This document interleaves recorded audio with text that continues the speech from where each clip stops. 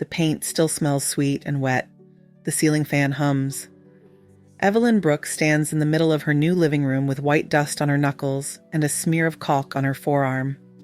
Sunlight slips through pale curtains and catches on the lines of blue painter's tape she forgot to peel from the trim. The front door pops open. Jenna walks in like she owns the hinge. Saturday, Carl and Elaine are moving in. It's decided, Mom. The rag in Evelyn's hand sags. She looks at the walls she rolled in 2 coats at the pale oak floors she saved for at the cream sofa she picked from a window display because it felt like quiet. The key ring on the hook by the door clinks one thin sound in a full room. No, hello, she says soft. We have to move quickly, Jenna says, already thumbing a checklist on her phone. It's temporary. Until they get organized. Evelyn cannot find where to put her hands. She swipes the last strip of tape off a baseboard and curls it around her finger. It sticks to her skin. Mark shows up a beat later with that tight smile he always wears when he wants something. He does a slow scan of the kitchen, one palm sliding across the new quartz like he is measuring it without a ruler. My parents' table will fit perfectly here, he says, and the armchair goes in the corner. They like that spot. Evelyn looks at the corner. She sees the lamp she found at a thrift shop in Nob Hill, the porcelain teacup with blue flowers waiting on a coaster, the small dish of buttons that shines like small suns. Did anyone ask me, she says, if I agree? Jenna glances up, then down again. Mom, you'll love it. Company all day. It'll be good for you. Boxes arrive before lunch as if a truck has turned on its blinker and decided the street is home. Brown cardboard breathes out dry paper smell and a trace of spice when one labeled Elaine's Spices leaks a little cinnamon dust at the seam. Another says kitchen in a blockhand. Another reads den. Another has masking tape with the word books, then as if someone changed their mind. Decor scribbled over the top. Carl Porter steps through the door like a man walking into a meeting he chairs. He is 70 iron gray at the temples and his voice can flatten a room. He does not shake Evelyn's hand. He nods at the television. What channels do you have, he asks, already reaching for the remote. I watch the 8 o'clock news. He punches buttons. The presets change under his thumb. The click sounds like something unlocking and not giving the key back. Elaine makes a slow circle and lifts the edge of a curtain. The sofa is too close to the window. She squints at the light, and Carl needs it darker for his nap. Evelyn hears the ceiling fan. She hears tape peeling somewhere, maybe on the back of a picture frame. Jenna is talking. Mom, we'll move your dresser to make space. Carl and Elaine can sleep in your room. You can take the laundry room. It's cleaner than it sounds. We'll set it up nice. The laundry room, Evelyn says. Only for a little while, Jenna says. Temporary. The word sits in the air and does not move. Evelyn walks to her bedroom. The new paint is a color the brochure called Soft Cloud. The bed smells faintly of wood glue. On the dresser, there should be a frame with a photo of her and Walt, who has been gone 15 years. There should be the tin of old notions, the thimble he bought her downtown on a day they ate green chile stew and laughed at nothing. Instead, there are boxes stacked like a wall and strips of blue painter's tape pressed to cardboard. The tape says Misk in thick Sharpie. On top, someone has set Elaine's perfume tray glass winking bottles shaped like answers to questions Evelyn has never asked. Evelyn lifts a lid. She sees the photo from the day she burned the mortgage and held up the scissor like a prize. She sees the letter Walt wrote in the hospital when the pain was a fist, but he was still himself. The edges of the paper are bruised. A corner of a wedding card has bent backward under a roll of tape. Mom, Jenna calls from the hall. They brought a few things early. It's easier to do it all at once. Evelyn closes the box. The tape lifts and falls with a quiet, waxy sigh. Afternoon light shifts. The house has more bodies, more voices. Elaine empties cabinets. Bowls stack in new places. Her spices colonize a shelf and push Evelyn's tin of cinnamon to the back. The scent in the kitchen changes sweet and sandy, a hint of cumin riding under everything. Carl's voice floats in from the living room. He tests the recliner. This will do. Mark leans over the thermostat. Gas here is overpriced, he says. We can switch providers. And the phone, too. Family plan. I pay those, Evelyn says. Exactly, Mark says. We all help. Jenna touches her mother's arm with 2 fingers. The touch is light and managerial. Harmony is the key, she says. Maybe eat breakfast a little later so you do not overlap with Carl. He gets set in the morning. And when Elaine watches her soaps in the afternoon, you can do your crafts in your room. My room, Evelyn says. The laundry room, Jenna says, smiling like she has solved a puzzle. Evelyn breathes in and tastes drywall dust. She hears the neighbor's dog bark 2 houses over and a truck rattle past on Wyoming Boulevard. The house has a new rhythm, and it is not hers. Night. The laundry room is cold where the tile meets the wall. They have set a folding cot in the corner, a thin mattress with a squeak when she sits. The washer is silver and looks like an eye. Evelyn pulls the pull chain and the bulb throws a chalk circle on the floor. She stares at the shelf where she kept her bleach and vinegar, now cleared for a lamp and a plant she does not recognize. She takes the little tin out of her sweater and opens it. The thimble rests in her palm. It is dull silver with tiny dimples, the rim slightly misshapen where she once dropped it on the porch. She presses it between her fingers, and it fits like a small promise.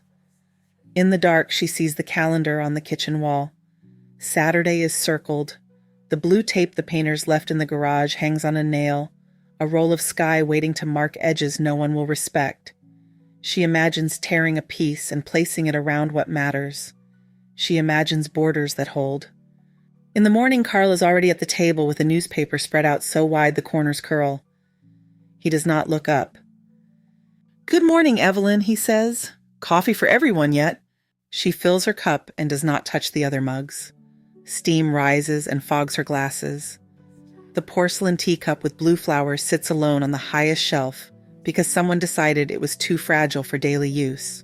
She stands on her toes. She reaches and the rim kisses her thumb. The front door opens again. More boxes slide across the new floor. A frame bumps the wall and makes a small scuff on soft cloud. Jenna floats through the chaos like a hostess. "It looks so much more homey," she says. "Family, cozy." For who, Evelyn says, but it is quiet, and the question falls under the sound of tape ripping from a dispenser. In the afternoon, a young man with a tablet steps in behind Jenna. He wears clean boots and a neat beard. He smiles like this is a sales call. "This is Tyler," Jenna says. "An architect. He has an idea. A casita out back for you. A small kitchen, your own bathroom. So independent." Tyler lays a tablet on the table and swipes open a drawing. In the sketch, a neat box hugs the west fence where Evelyn's roses have clung and leaned for 15 years. The outline of the casita cuts through that bed the way a blade cuts cloth. "We can start soon," Mark says. "Cost is nothing crazy if we all pitch in. Mainly you since it benefits you the most." Evelyn hears the washer begin a cycle behind her. Water rushes, then slows. She stares at the tablet. The drawing flickers a little in the overhead light. "What if I do not want to live in the yard?" she says. Jenna tilts her head. "It is for your privacy, so we can all be comfortable." Evelyn looks at Jenna. The girl who used to come home with grass stains and laugh with a mouthful of missing teeth is now a woman who speaks like a form letter. Evelyn feels the thin weight of the thimble in her pocket. That night she cannot sleep. The laundry room is a hum. Pipes tick. She goes out to the garage, flips on the light, and the smell of oil and cool concrete washes over her. On the pegboard is a small hook with a label in Walt's hand. Front door. A spare key hangs there a little darker than the rest. She lifts it, closes her fist, and feels the teeth. When she comes back inside, the house is quiet. She stands in the kitchen and looks at everything that has changed. The blue tape on the trim in the hall is the only thing still under her control. She peels a new strip, tears it clean, and sticks it to the inside of a notebook she has kept for grocery lists. The tape is a straight line. It keeps its shape. She writes one word beside it in small, neat letters. Move. Morning light lays a thin gold bar across the page where she wrote one word. Move. The ink has settled into the paper fibers. The strip of blue tape she stuck beside it holds a straight edge that the room around her refuses to honor. From the kitchen, the low drum of a cabinet door. Metal spoons clink. Water hisses into a kettle that is not hers. Evelyn steps out of the laundry room. The tile chills her feet. Carl sits at the table with a newspaper opened wide enough to shade the new finish. He does not look up. "Good morning, Evelyn," he says. "Coffee for everyone yet?" "No," she says. Her cup warms her hand. She pours just enough for herself. The dark line rises. Steam fogs her glasses and then clears. Elaine already has 3 jars on the counter. Paprika smears the air with a red dust. Cumin and anise ride behind it. She tugs open the spice cabinet and begins to sort. These should go where I can reach them, she says, as if the shelves are hers by nature. And those little cups can move up. They are too delicate for daily. Evelyn looks at the porcelain teacup with blue flowers on the lip. It has lived at eye level for 2 decades. Now it glints on the top shelf. The top shelf smells like wood glue and new paint. Jenna arrives with her purse on her elbow and a look of mild urgency. Okay, Harmony. Breakfast for Carl at 7 sharp. Mom maybe wait until 8. And in the afternoon when Elaine has her soaps, that is a good time for your projects. My projects, Evelyn says. Your crafts, Jenna says, and her smile is soft as a pillow that muffles sound. This will be good for you. Mark leans into the thermostat. His phone is out a cord snake winding from the outlet. Your gas provider is overpriced, he says. We can switch. And the internet too. I will call around. A bundle saves money. I pay those, Evelyn says. We all share, Mark says. He taps the thermostat. The screen asks for a code. He enters one and the numbers change. A beep sounds. He pockets the knowledge. At 8, Carl turns on the news. The volume climbs and settles like a man clearing his throat and daring anyone to object. Evelyn rinses her cup and sets it on the rack. The porcelain clicks against metal. She looks at the key ring by the door. 2 brass shapes catch the light. She remembers the spare key in her pocket and touches it like a stone. By noon, the house smells like cinnamon and bleach. Boxes keep arriving, the cardboard thrum of them on the floor like soft drums. Elaine opens cabinet doors and closes them with a decisive thud. Her perfume leaves a faint citrus trail. She reaches for a roll of tape and labels a shelf with Elaine. The marker squeaks. Evelyn watches the line of ink and feels something settle in her throat. Mom Jenna says breezing back and Tyler can swing by. He has that concept ready for the casita. It is a pointer for privacy. You will love it. Evelyn looks at the roses outside the kitchen window. They press against the fence, stubborn and thorny, full of the pink her husband called church dress pink. A quail scratches under a bush. Sand lifts and spins in the yard like thought. The doorbell chirps. Tyler steps in with an eager nod and a roll of paper under his arm. Hi again, he says, if you do not mind a few quick measurements. He and Mark move as a pair. Tape measure snaps open. Numbers slide. Tyler squats and sketches a rectangle on a legal pad, then opens the slider and steps out back. Evelyn follows. The yard is thin winter brown with patches of green clinging like memory. Tyler unrolls a length of bright tape from his kit and strings it between 2 small stakes. He ties fast. The line droops and then tightens. It makes a new geometry over the bed where the roses live. It would sit here, he says. Small footprint, efficient, see the light path. Evelyn stares at the line. The tape trembles in the breeze. Blue painter's tape still clings to the frame of the back door, forgotten and faithful. She thinks of borders that keep paint clean, of borders that keep souls intact. Why here, she asks. Tyler points to the sketch. Utilities reach more easily. Elaine appears behind them with a hand shading her eyes.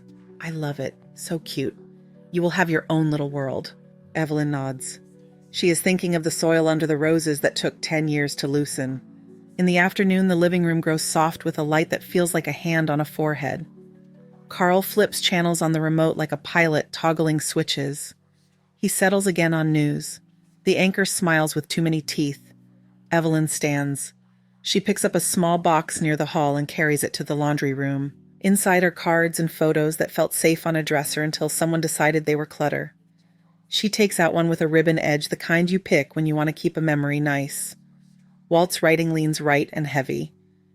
He had written it in a hospital bed on paper that makes a dry sound when you fold it. The corner is bent from a careless thumb. She smooths it with her palm and slides it into the pocket of her cardigan. She puts the box under the cot where the light does not reach. She sits. The cot creaks. White paint on the baseboard gleams where she missed a spot and went back with a tiny brush. A signal to herself that care can live in small places. Her phone buzzes. A text from Ruth. The name brings a warmth that the ducted air cannot. Pozole on the stove. Come eat if you want a friend. Evelyn takes her purse and steps outside. The air tastes like dust and pinon. The sky is a high sheet. She walks past yards with gravel and metal sunflowers and a flag that has been left out too long. By the time she reaches Ruth's house in Bareilles, her breathing has found a steady rhythm. Ruth opens the door with a laugh in her eyes and pulls her in. The house smells like hominy and pork and green chile. The kitchen tile is old and kind. Steam fogs the window that faces the alley. Ruth ladles soup into bowls and sets bread on a plate with a chip in the edge. "Tell me," Ruth says. Evelyn does. She keeps her voice level. She describes the morning he took the remote without asking, and the way the word temporary can gut a room. She describes the tape on her things, and the photo in the box, and the drawing of a little house that sits on top of roses like a claim. Ruth listens with her whole face. She makes small sounds that are not interruptions, just acknowledgments that she is there. When the bowls are near empty, she reaches across the table and covers Evelyn's hand. "Your name is on the paper," Ruth says. "Right." "Yes." "You have some cushion?" "Yes." Ruth nods. "Good. Eat more. You have that look where you disappear when you're standing right in front of me." They eat. The chile warms the chest and loosens a knot between Evelyn's shoulders. Ruth gets up and pours coffee, black and simple. She wipes a circle of condensation from the table with a dish towel that has a faded red rooster. "You do not have to explain yourself to people who move your cups without asking," Ruth says. Her voice is gentle, not a slogan. You can decide and tell them after. Evelyn looks at the window. A neighbor walks by with a child in a red coat who holds a stick like a sword. The child slices the air. Evelyn smiles and shakes her head. "Do you remember when Jenna fell off her bike?" Ruth says, and she does the scrape of knees and the taste of blood, and the way laughter returned like a familiar song.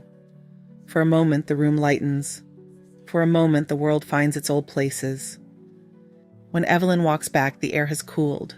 The streetlights blink into existence one by one. At her door, she pauses, listens, then goes in. Elaine stands at the stove. The oven warms the room. A flour canister is open.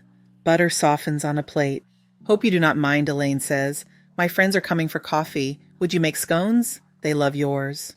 Evelyn has only made scones for people she loves. She looks at the clock. She thinks of Ruth's kitchen, of the nick in the plate. "I have plans," she says. The words feel rusty and then they move. Elaine smiles at a point past her shoulder. "You can go to your plans another day. My friends come rarely." Evelyn takes a breath. The kitchen smells like sugar and a sweet spice that is not hers. She ties on an apron from the drawer and works flour with cold butter. The dough comes together under her palms. She moves with a small economy that feels like prayer. At 4, the doorbell rings and women drift in. Coats sigh onto hooks. Voices lift, then blend. Evelyn pours coffee and sets plates on the new wood that still has a sheen at the corners. The women compliment the scones. Elaine says Evelyn has a way with simple things, as if that is a category and not a life. Evelyn smiles. She takes plates when they empty. She passes a dish towel between her hands. The television is off and the room is full of talk about trips and grandchildren and prices at the store. It sounds like a world she knows and one she no longer has a chair in. When the last cup is washed and upside down on the rack, she goes to her room and sits on the cot. Her back finds the cool wall. She reaches into her cardigan and pulls out Walt's letter. She reads the first line. It says, "You are stubborn in the ways that save us." She closes her eyes. That night the house is a machine. The refrigerator ticks. The heater breathes. In the living room, Carl falls asleep in the recliner with the news whispering to itself. The volume drops and rises with ads. Evelyn steps softly. She turns the TV off and the room sighs. She places the remote on the table and leaves it centered like a compass. She goes to the hall closet and pulls down a box from the top shelf. It smells like paper and a little like cedar. Inside is a manila envelope with the county seal at the top. Her name runs across the page with authority. Evelyn Brooks, owner. The ink is blue and firm. She slides the envelope under her arm and walks back to the laundry room. She kneels and lifts the edge of the cot. Dust bunnies crowd the back corner like a tiny weather system. She lays the envelope flat beneath the folded extra blanket. The mattress squeaks as she lowers it. She straightens the sheets and smooths the quilt in one clean motion. Her notebook sits open on the dryer. The strip of blue tape she placed there holds its line. She picks up a pen and presses the tip to the page. The ink makes a small sound. She writes a second word that feels like a breath after you have been holding your head under water. She wakes before the alarm, the blue of the room, a thin lake. The word she wrote last night enough sits on the open page. The strip of painter's tape beside it holds straight. She closes the notebook and slips it into her bag. By 9, she is at the bank on San Mateo. The lobby smells like lemon cleaner and printer heat. Mr. Whitaker is behind his desk, a kind man with careful hair and a tie dotted with little blue squares. He stands when he sees her, then gestures to a chair. "How can I help you today?" he says. "I want to understand my options," she says. She keeps her voice even. "If I rent my house, what comes in, what goes out? What a small apartment would cost in a good place. I want numbers, not ideas." He taps his keyboard. Green light from the monitor throws a pale color onto his hands. He asks 2 questions and listens to the answers.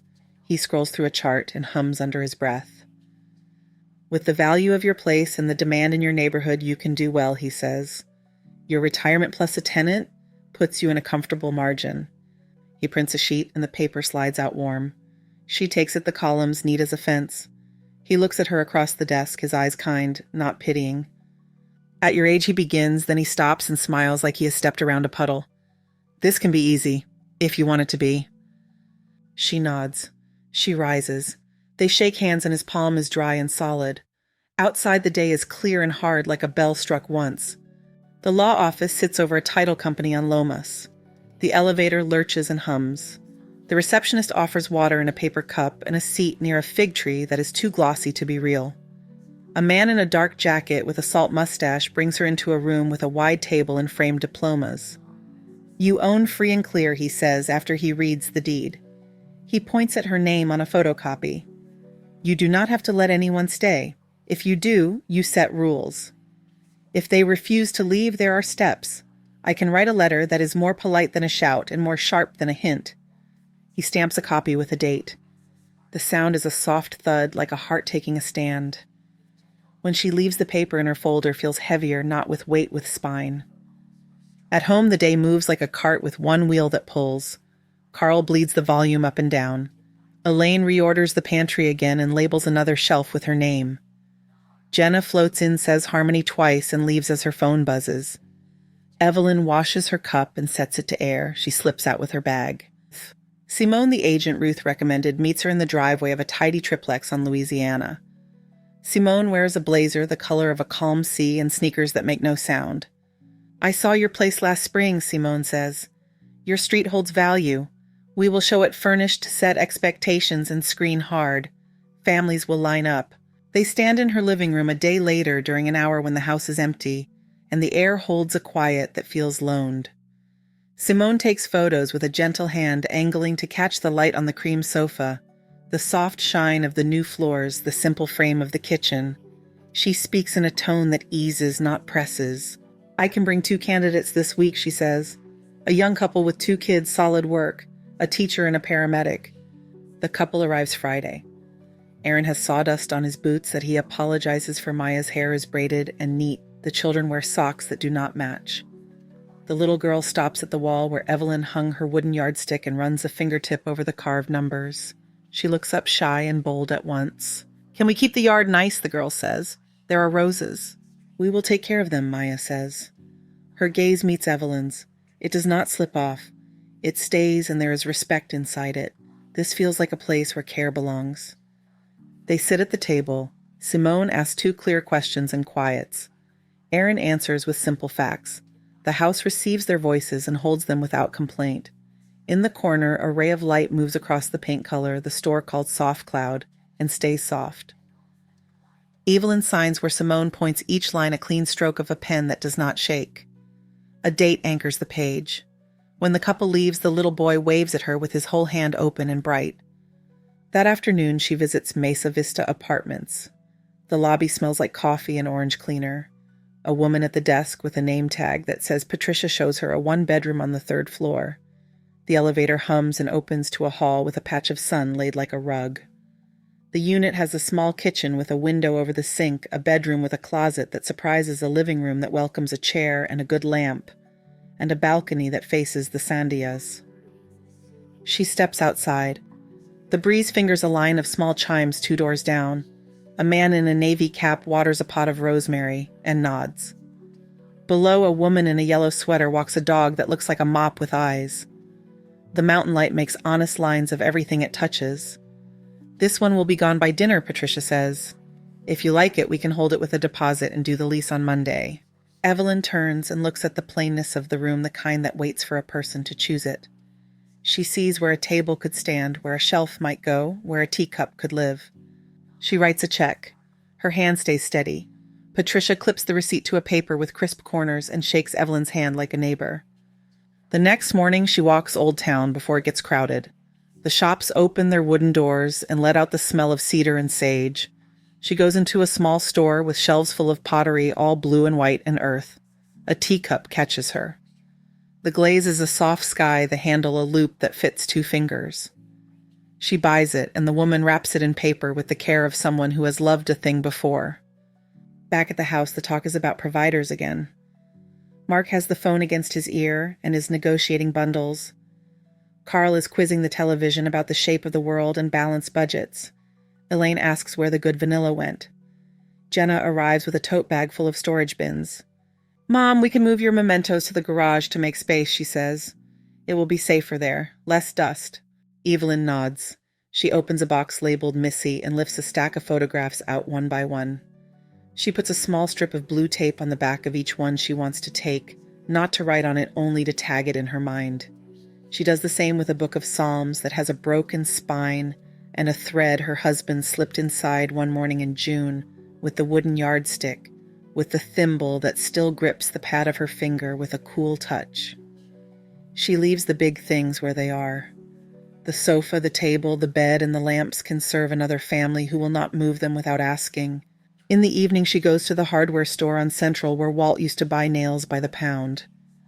The man at the key counter wears a cap that says Sam and hands her a metal tag on a wire ring when she asks for copies. The grinder bites and spits a bright spray.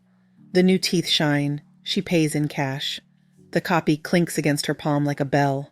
That night when the house sighs into its pattern of machines and sleeping, she sits at the dining table with a lamp that throws a warm circle. She places 3 pieces of stationery in front of her. She uncaps a pen. The nib makes no sound, then a soft whisper as it moves. For Jenna, she writes plain. She writes how the mornings have felt and how the afternoons have sounded. She writes that she is moving to a place she chose. She writes that she loves her daughter and that love is easier where respect lives. Her words walk without apology. For Carl and Elaine, she writes precise.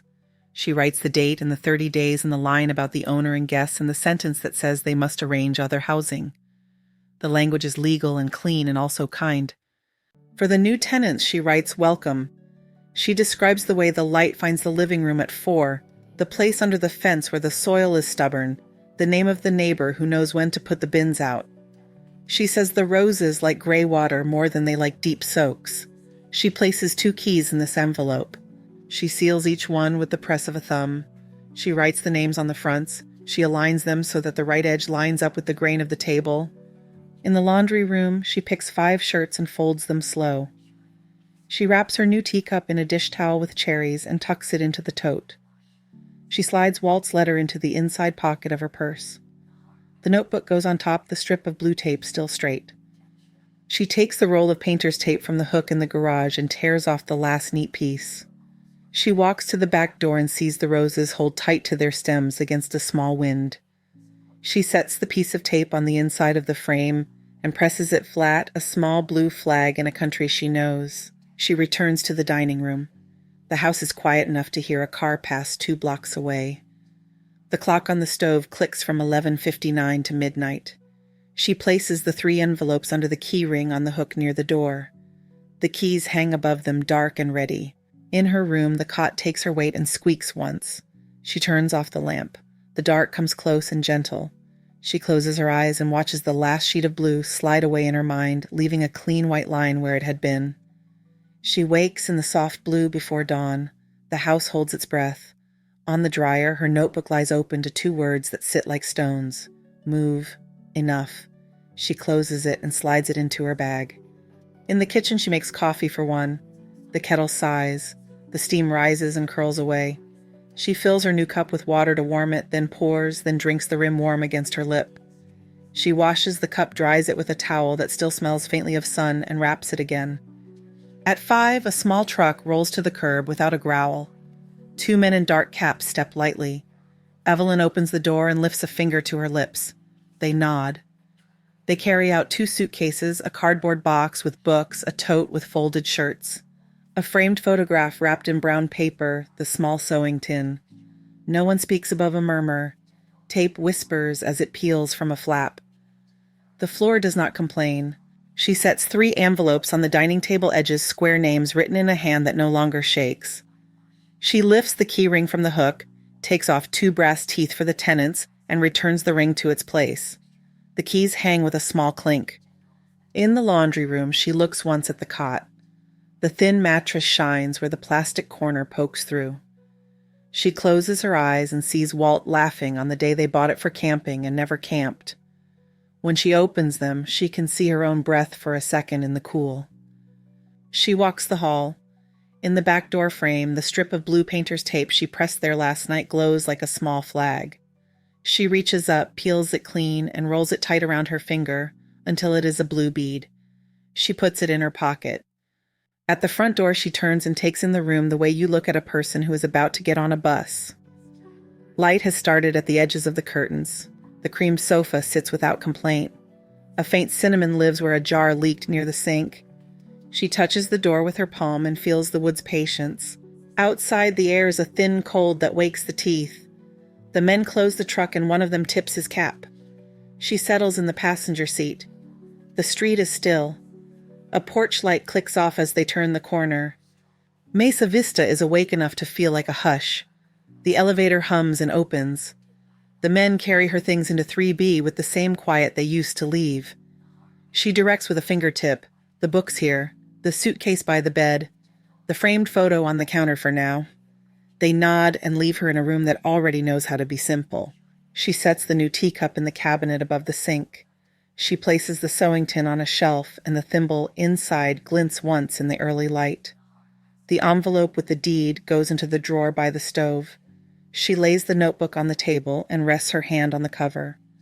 The table makes that slight sound a table makes when it accepts its new place. She opens the balcony door. Morning pushes in. The mountains are a deeper blue than anything she owns. A small wind shakes the chimes 2 doors down. Someone waters a plant, and the water splashes the concrete with a friendly slap. Her phone rings. Ruth. They read them, Ruth says. Jenna called me crying. She is on her way to you. Thank you, Evelyn says. She sits at the small table and straightens the 3 chairs that came with the apartment. She smooths the placemat with her palm and takes one steady breath. The knock comes with urgency pressed flat. Evelyn opens the door. Jenna stands there with hair that has not decided what to do, and eyes that look like she did not sleep. Behind her, the hall light makes a simple halo of beige paint. Mom, Jenna says, "What is this?" "It is my new home," Evelyn says. She steps back and Jenna comes in with too many movements. "You left a note for them, for me, 30 days. They sold their apartment. What were you thinking?" "I was thinking about how I live," Evelyn says, "and where—" Jenna looks around the room as if it might tell her a story that helps. She sees the empty wall and the clean counter and the single teacup in the cabinet. "You cannot just leave," she says. "I can," Evelyn says. "I did." Jenna's hand goes to her throat and then drops. She sits in one of the chairs and then stands again as if sitting is an agreement she does not want to make. "We were helping you," Jenna says. "You should not be alone." "I'm not alone," Evelyn says. "I am home." "We thought it would be easier," Jenna says, "for everyone." Evelyn watches her daughter and remembers the child who asked for another bedtime story, without words, with a look. She pulls out the chair and gestures. Jenna sits this time. "I asked you," Evelyn says. "When did you ask me what I wanted?" Jenna looks down. The cheap table shows a faint grain that looks like the map of a river. She traces it with a finger. "I did not think you would say no," Jenna says. "I did not think it would be a big deal." Evelyn waits. She is not angry. She is tired under her bones, but the kind of tired that signals a day will end clean. "Mom," Jenna says, voice smaller, "what about Carl and Elaine?" "Carl and Elaine are your husband's parents," Evelyn says. "They are not my responsibility. I gave them time." "They have nowhere to go," Jenna says. "They will find somewhere," Evelyn says. "They have children. They have a son with a job. They are not helpless. They were comfortable. Jenna presses her lips together. The silence sits. The refrigerator hums and then stops. The room listens. "Why did you not talk to me?" she says. "I did," Evelyn says. "You heard me, but you did not listen." Jenna's eyes fill like someone turned a tap. She does not look away, which is new. She wipes one cheek with the back of her hand. "I kept saying harmony," she says, and the word sounds foolish. "I thought if we all adjusted, it would work." "I was the only one adjusting," Evelyn says. Jenna nods once. Her shoulders fall. She leans back and looks at the small balcony door. The sky there is a wider blue, now less private. A man in a navy cap passes and raises a hand. "What do you need from me?" Jenna says. "Respect," Evelyn says. "Visit because you want to visit. Ask before you change things. Keep your key for yourself." Evelyn reaches into her purse and sets a single brass key on the table. It is the copy she made yesterday for the tenants. Its edges shine. "I keep this," she says. "I decide who else does." Jenna touches the key and then pulls her hand back, not as if it is hot, but as if it is dear. "I am sorry," Jenna says. "I did not see it." "It was right in front of you," Evelyn says, and she softens her voice. Sometimes the simple things are the ones we knock into the most. Jenna looks at the cabinets again, at the small clean sink at the door that opens to air. "This is nice," she says. "Small but nice." "It fits," Evelyn says. Jenna stands. She picks up her bag and then sets it down. She hugs her mother the way people do when they have to relearn how. It is brief and full. She leaves, then remembers something and returns her head to the doorframe. "Mark will be angry," she says. "Carl will be louder than that." "I wrote clearly," Evelyn says. "I signed my name." Jenna nods and goes. The hall swallows her footsteps. The door clicks. The apartment returns to the sound of itself. A bird lands on the railing and tilts its head. Evelyn sits. She takes out her notebook and opens to the page with blue tape. She does not write. She rests her hand flat and feels the grain of the paper. The keys for the tenants sit in their envelope on the counter, their teeth pressing a slight shape through. She unwraps the teacup and sets it on the counter. She fills the kettle. Water runs with a small, bright sound. In the living room, she shifts the chair 2 inches to the left until it feels honest. The light moves across the floor and stops at the base of the wall, a line as clean as the one the tape once held. Her phone buzzes. A text from Ruth. "Come sit on the porch later if you feel like hearing someone argue about baseball." Evelyn smiles and keeps the kettle on. She steps onto the balcony. The mountain holds steady. The chimes down the hall answer a wind that has just arrived. She breathes slow and full and lets the new air live in her chest. The day turns mild. A thin cloud drifts over the sandias and leaves the light soft. Evelyn waits by her old front door with Simone beside her and a folder in her hand. The house smells like clean wood and a touch of cinnamon that does not belong to her anymore. The Kleins arrive with a bag of groceries and a bundle of herbs tied with string. Aaron sets the bag on the counter and checks the stove like a man thinking about dinner. Maya walks through each room with quiet attention, touching only door frames, looking up at vents and down at baseboards. The children carry in a box of books. The little girl finds the yardstick on the wall and smiles like she spotted a bird. "This is for you," Evelyn says, and she places the envelope on the counter. It holds a note about the trash collection schedule, the stubborn patch of soil near the hose, the neighbor who plays guitar on Thursdays. 2 keys lie inside their metal teeth, pressing faint shapes through the paper. Maya opens a window. Air slides in. "It feels good," she says, "like the house is ready." Evelyn nods. "It likes light at 4, she says. "The living room does." The boy peeks through the back door at the roses. A bee floats and veers. He steps back and laughs. Simone checks the last line on the lease and clicks her pen. "All set," she says. "You will get the transfer on the 1st. The little girl holds out the bundle of herbs. The stems smell like lemon and something green with a bite. "For your new place," she says. "My mom says it keeps kitchens lucky." "Thank you," Evelyn says. The string digs lightly into her palm, a pleasant pressure that tells you you're holding something real. She walks to the fence and looks at the roses. They look back the way plants do, quiet and stubborn. "Care for them," she says. "We will," Maya says. On Sunday, Evelyn sets 2 cups on her small table at Mesa Vista. The balcony door is open, just enough to let the chimes find her. Jenna arrives with a bag that holds nothing but a carton of berries and a wedge of cheese. She sets the bag on the counter without rearranging a thing. I did not bring a list, Jenna says, and a small smile shows she knows what that means. They sit. The berries carry a clean sweetness that leaves a stain on the tongue. The cheese is sharp and soft together. Jenna talks about work about a client who decided and then undecided and then decided again. She stops and looks around. You put the chair there, she says. It suits the wall. It took me 2 inches to learn it, Evelyn says. Jenna's glance lands on the small painting propped on the counter. The canvas shows a square of pale color with 2 clean lines, the blue of tape pulled away. You are painting, she says. I am learning how to see, Evelyn says.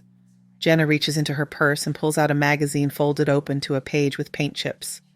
What do you think of this green, she asks, for our dining room? It is your house, Evelyn says, and she nudges the page back with a fingertip. Choose the one that feels like breath. Jenna studies the greens as if they are a family of cousins with different laughs.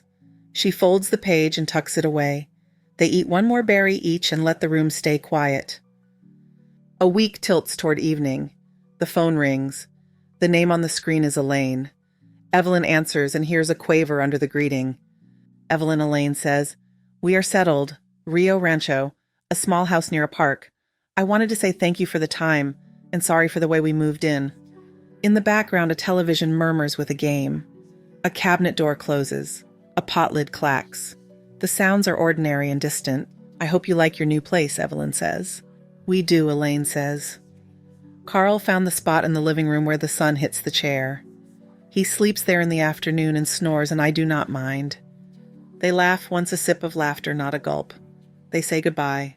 The click is gentle and clean. On a bright Saturday, Mark comes to Mesa Vista without Jenna. He stands at the door with his hands empty. He looks smaller without tasks, like a man who has put down a toolbox and is not sure where to put his fingers. Ms. Brooks, he says. I wanted to say I'm sorry. I did not see you in the middle of our plan. We got a loan. My folks found a house. They are okay. We should have made it okay without using your space. Evelyn pours 2 glasses of water and sets one in front of him. He looks at it like it is a gift he understands.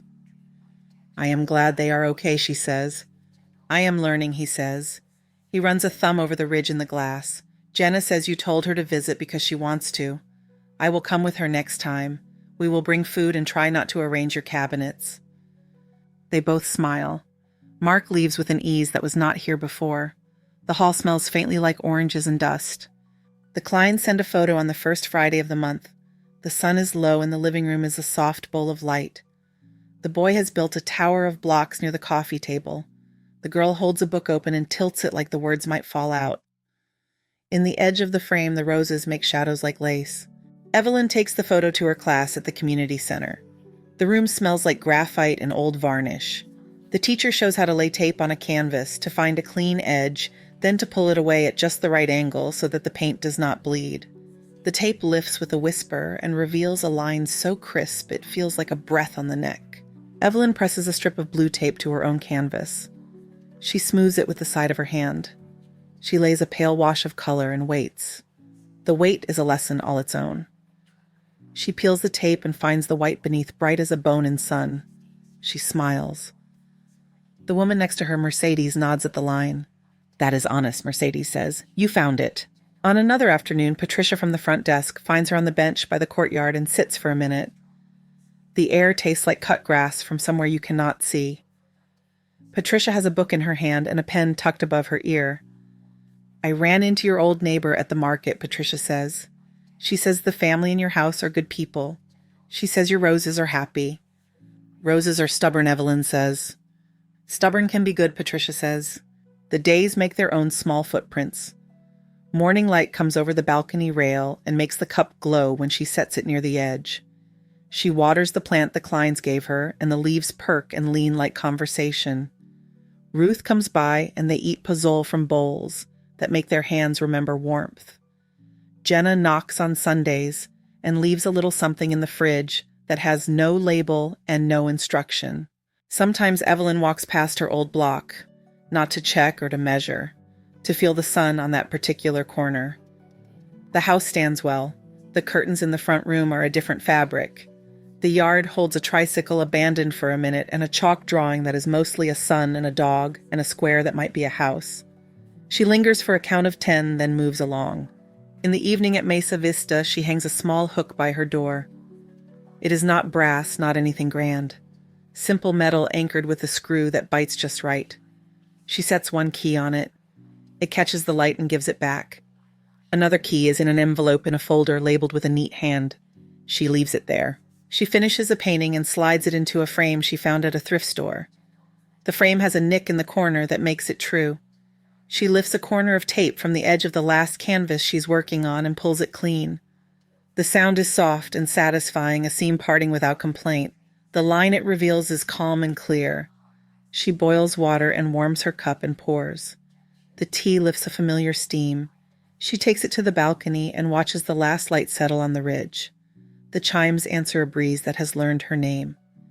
Somewhere on a lower floor, someone laughs a short, bright sound that does not ask for anything. She sits and lets the cup warm her hands.